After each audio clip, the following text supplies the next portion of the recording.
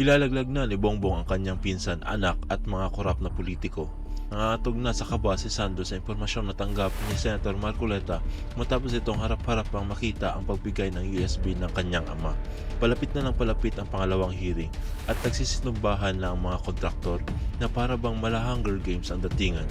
Sino-sino pa ba ang itutumba para maitago ang kanilang mga propaganda? Sa ngayon, ang seguridad ni Marcoleta ang pinaka-importante sapagkat siya lang ang may kakayahang isisiwalat ang lahat nito. Tutugisin ang mga mapanilang at gahaman sa taong bayan. Saad pa niya na abangan niyo ang lahat ngayong Lunes at mawiwindang kayong lahat. Korupsyon ang pangunahing sisira sa ating ekonomiya at ito ang inilathala ni Marcoleta na ang Pilipinas ay palubog na ng palubog. Saad pa nito, pangalawa tayo sa nangungunang bansa ng Asya, subalit ngayon ay nauunahan naman tayo ng Vietnam. Sobrang bilis ng pagbagsak ng ekonomiya at lalo pa itong lulubog dahil sa mga korupsyong nagaganap. Maisingit ko lang, gusto ko lang sabihin na maraming salamat sa inyong suporta. Malaking tulong sa akin ang pinapanood nyo ang aking mga gawa. Mag-enjoy lang po tayo dito at sana naman po huwag nyo pa rin kalimutang mag-subscribe sa aking munting channel para maging updated tayo sa ating mga bagong videos. Dahil wala nang magkaka-interes pa sa ating bansa. Napag-iwanan na tayo ng kasabayan natin dati. Nasa atin na nga ang lahat-lahat, mapa-agrikultura, talino at iba pa. Subalit nilamon tayo ng korupsyon na mas lalong magpapahirap sa atin. 1.3 trillion lang pala ang magpapagising sa taong bayan at mga opisyal na nagpapahirap. Bahalang pala ang magpapamulat sa ating diwa. Wala tayong makikitang flood control project pero kitang-kita naman natin kung sino ang nagpapahirap sa atin. Pagka-corrupt ang speaker, ubos ang pera. Because sige, bigay ka, ito project, ito dagdag, bahala ka na dyan. The institution of Congress will always remain pure. Walang problema. It's the membership from time to time. Narinig ng Pangulo yan. Opo. Ako seryoso ako eh. O, ang Pangulo sabi niya, narinig mo, magdesisyon ka. Sabi niya, hindi pa ako naka-apply eh. Wala pa sa pag-BBC review. Hindi ka ako problema yan. Halimbawa ka, kung may na-shortlist na, binigay sa Pangulo. Sabi ng Pangulo, hindi, wala akong gusto rito. Sige, open uli yan. O, hindi, pwede ka na. Ayun. Oo. Kaya ko lang kinukwento ngayon para malaman ng taong bayan Opo. na ang Pangulo, wala siyang gusto, hindi niya sinabi na huwag mo kong unahan. Hindi, nandun ako, kami dalawa nag-usap. Yan. Para magkaalaman na tayo. Ibig sabihin seryoso pati ang Pangulo. Seryo, siya nga nagbigay sa akin ng ng USB. Para may makatulong ako sa iyo itong mga ilang mga detalye na pwede mong gamitin. Mabigat pala ito. Baka nanonood ba ang ating news department dyan? Baka hindi yun nila nakuha yung bagay na Nelson. Seryoso pala talaga. Kaya ayaw ko muna sanang ibahagi yun. Alam niyo naman ako, hindi naman ako makwento eh. Opo. Kasi yung mga iba dyan po, hindi Iba kasi. hindi pa nakausap. Nakausap ko si ganito. Yun ang mabigat. Numero 1 pa lang nagbigay ng unang tulong sa iyo. Baka sabihin nila, hindi naman sasabi ng totoo siguro, hindi totoo. Tanungin mo si Congressman Sandro. Nakaharap siya. Yan, kung hindi pa kayo maniniwala. Nung araw at oras. Sige nga, magsalita kayo ngayon. Hindi nyo man lang kami natawagan ni Nelson. Sen, para may saksing buhay na magpapatotoo na ganap. Ngayon, usapan na yun. Mas mabuti ba yung ganito? Na kaagapan nyo ang presidente sa investigasyon? Baka sabihin nila parang hindi yata tama. Anong kaagap? Ako nag-iimbestiga. Ako ang aking komite.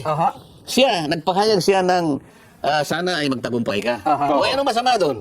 Kapag nagtagumpay ako, magtatagumpay ang kanya. Hindi ba para sa taong bayan ito? Sa bagay, binuksan niya yung isumbong sa Pangulo eh. Dahil ako yung investigator. Komite ko ito eh. Mandate niyo yan eh. Mandato ko ito eh. Ngayon ang Pangulo, kung gusto nilang mag-imbestiga, parallel. Wala ko bakit ang problema ito. Pero sa akin niya nga binigay eh. Katunayan na siya'y sumusuporta. Binigyan pa kayo ng USB. Yes. Yun ang ano. Kaya ang tanong Hindi naman yun lang. Kaya marami naman akong ibang mapagkukunan. Yes po. Anong Pero tanong para po? lang Naintindihan ipaintindi natin, bigyan ng diin na ang Pangulo ay sumusuporta sa aking ginagawa. In-instruct kanya yung PMS. Bigay mo sa kanya yung magagamit niya. Ayan, opo. Yes, Mr. President. Pagkatapos nun, ibinigay sa akin yung USB. Ayun. Oh, magsalita na yung gusto magsalita dyan. Kaya yun po, sana po narinig din ni Auntie Claire. Huwag na po kayong kumontra. Alam niyo pa na. Tuloy ang ating talakayan. Nasimulan na kasi ni Sen kanina, yung punto ng may kinalaman sa corruption. Ano ha? Alam nyo, diba nung Friday sa napag-usapan natin, ano? Kung wala siguro ang corruption sa Pilipinas, mga 1960, sabi nga natin, nasa pangalawa tayo sa buong Asia. Nagsimula tayo 1965. 1965, opo. Pangalawa tayo sa buong Asia. Buong, Kung ang pag-uusapan ay yung per capita GDP, GDP. per capita, opo. Yung per capita GDP, mga kababayan, ay ito pong buong kinita ng ating pamahalaan, i-divide sa population natin. Noong pong 1965, Japan po ang number 1, pangalawa tayo. Kahit pangalawa Pilipinas, opo. Hanggang sa dumating po ang panahon, unti-unti na po tayo bumabagsak. Oho. Tinalo po tayo naunahan tayo. Primero, ang nakauna, Brunei. Okay. Pangalawa, ang Singapore.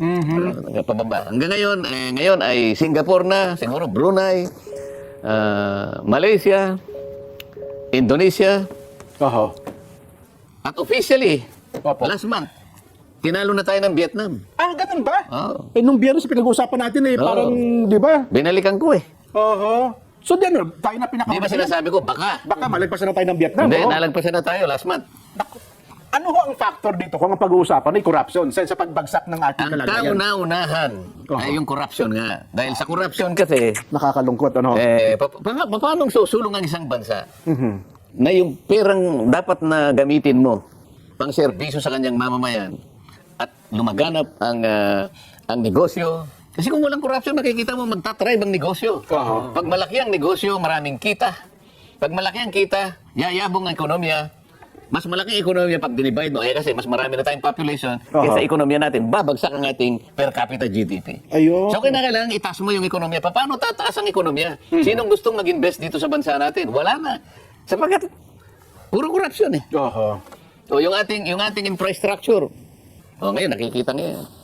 Flood control, bagsak lahat. Sino pupunta rito? Makikita nila yung ating airport, ang mga kalsada, Nako. ang mga seaports natin. Yung turismo lang natin, nakita mo. Nako, magbagsak na bagsak tayo ngayon. Pinulitikan na, yung promotion natin, pinakamataas na budget ng tourism, 1.2 billion. Oho. Merong isang year doon eh. Akala mo bumagsak sa 200 million pagkatapos 2025, 100 million. 100 million na lamang. Oho. Anong yung polisiya? Oho. Pero di ba sa pagpapayabong po ng ekonomiya ng ating bansa, ang isa sa pinakamalaking factor sana ay ang construction, paggawaing bayan para ang pera natin umiikot. Ang problema, sa pangyayari ito na napasok ng corruption, Hindi lang naman kasi construction, bagamat ilalatag mo yung tamang infrastructure. Opo, yung mga big pagandahin, projects, opo. pagandahin mo yung infrastructure, road system mo. Yan, oo. Pagandahin mo yung seaports, pagandahin mo yung airport. Kasi yung kalakalan, tinitingnan kung paano mo i-move yung kalakal. Opo. Yung port mo, nakita mo naman yung ating pier. Oho. Pagka natambak na yung mga wala nang paglalagyan yun ng yung container. Opo, yung mga container So, bag. yung papasok ngayon, alisin mo lang yung container buwan-buwan, para makapasok yung barko para... Ganito paano nga yung sistema, pati yung framework at paraan, kung paano nga yung pagdaloy ng negosyo, talagang nandun ang corruption. Oho. Meron kang Bureau of Customs na pinakakurap yata sa buong Asia. Hindi tayo magiging isang bansa na talagang kung pag-uusapan ay pangkabuhayan, ay lalakas kagaya ng ibang bansa ngayon. Pero sa tingin niyo ba, ikaw, yung lawak na ng corruption sa atin, may chance pa ba? Sabihin, medyo... Paano natin sisimulan? Oo, paano natin masisimulan? Kasi halos lahat na ng sakay, Pati sektor, di ba? Oh. Pati media, may corruption eh. Kailangan lang magsama-sama ang mga Pilipino na kung makilala nila na ang problema natin talaga ay corruption, mag-isip-isip na tayo. Gumawa na tayo ng paraan. Pansarili, pangkomunidad, panggrupo, lahat. Kailangan magpasya tayo na siguro ay panahon na. Wag na tayo. Yung iiwanan nating generation. Ito ba ang gagawin? Nagkahuli-huli na tayo eh. Malapit na tayong unahan ng Cambodia. Ang susunod na tatalo sa atin, Cambodia. Tapos isip-isipin mo, pangalawa ka sa buong Asia. Ibig sabihin nun, Southeast Asia, number 1 ka. Opo. Pagkatapos mapupunta ka sa bandang ilalim, anong ginawa mo bilang isang bansa? Baka pag Timor-Leste, nagpasa na tayo. Isip-isipin mo 1965 din. Opo. Agricultural economy tayo. Mayaman ang ating lupa. Mayaman ang ating kabundukan, mga mineral, nandyan, karagatan natin. Yung ating populasyon, bata pero matalino. Oho. Nasa atin lahat eh. Ang mga factors para tayo ay pumalaot na isa sa pinakamalalaking ekonomiya. Oho. Aba, ilang dekada lang nakarain. Iniwanan tayo ng Singapore, milya-milya. Naging tiger economy. Iniwanan tayo ng China, ng Taiwan, ng Singapore. Tayo ang nagpabaya sapagkat, ito nga, na-consume, nakain tayo ng corruption. Kaya ngayon, pinag-uusapan natin ngayon, flood control. Ngayon lang nabuksan siguro dahil talagang nakita.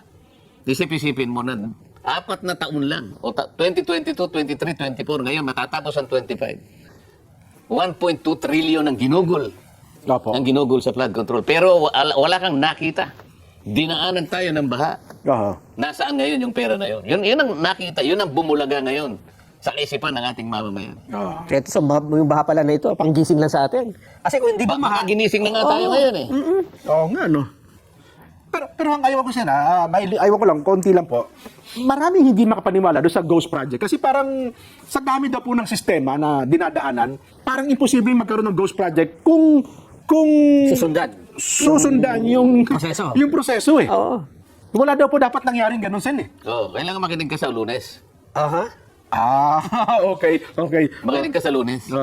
O sige po, hindi namin ipipreempt yung bagay na yan, Sen. Balikan Diba? po yung punto ng corruption. Bakit tayo nagkakaroon ng corruption? Oo. Isa sa sanhi ay yung huminang mga institusyon natin. Oho. Halimbawa yung media is an institution. Tama po. Kapag ang media ay isang malakas, matatag na institusyon, nakabantay, meron siyang kakayahang bantayan ang bürokrasya. Di ba? Opo. Siyempre, may mangingimi dyan na gumawa ng mga katiwalian sapagkat naka-expose ka sa media. Pero kung yung nagbabantay, yung sentinel, sa mismo ang korap, Nako. makikita mo. O, imbes na makatulong ka sa pagbabantay sa kaban ng bayan. O, pag-usapan natin, paano na-corrupt yung media in general? Nung ako'y nasa House of Representatives, Opo. nagtagal ako dyan, alam naman ninyo. Ang point of entry ko, 2004, nagtagal ako, umabot ako ng... Almost 16 years para kayan, Sen. Ano? Ngayon, sabi niya, kung pa ako nun di ba? Mga member ng media, kasi magkakakilala kami, kilala ko sila. Araw-araw nandun talagang... Saka mga barkada din naman yung iba dyan. Opo. Baka gusto mo kanya, mag-PR ako sa'yo. Gawin mo akong PR. PR, public relations, parang Bakit ka ako mag-PR? Member ka ng media. Pwede naman ako mag-double na Pero parang hindi ka ako tama yun. Kasi kailangan susulat ka sang-ayon sa nakikita mo. Kailangan objective ka. Oo. Hindi kung naging PR mo ako, kahit na halimbawa, kahit hindi ako gwapo, pag gwapuhin mo ako, parang hindi tama yan. Hindi, parang digdag na kita yan eh. Alam mo, corruption yung ganun eh. Hindi kanya susulat ako sa'yo. O kaya, sige, ayaw mo ng PR, pero gusto mo yung ginawa mo ngayon, isulat ko ng ganito. Opo. May islant. May island. May content, sabi niya. Undisclosed content. O para nakita mo yung iba, kanya, halos everyday, may isang paragraph, may dalawang paragraph, binabanggit. Pumapasok. Boss, ganito yan eh. Oo. Monthly lang naman eh, meron kami. Alam mo, hindi ko pinatos yun eh. Kasi nga naman out of 300. Hindi Diba? tama yun eh. Sabi ko, merong ethical issue dito eh. Merong ethical. Hindi mo na isusulat kung paano mo nakita eh. Kung mo nakita mo, mali talaga. Isulat mo eh. Pero dahil PR mo siya, hindi mo siya isusulat eh. So hindi mo nababantayan yung mali.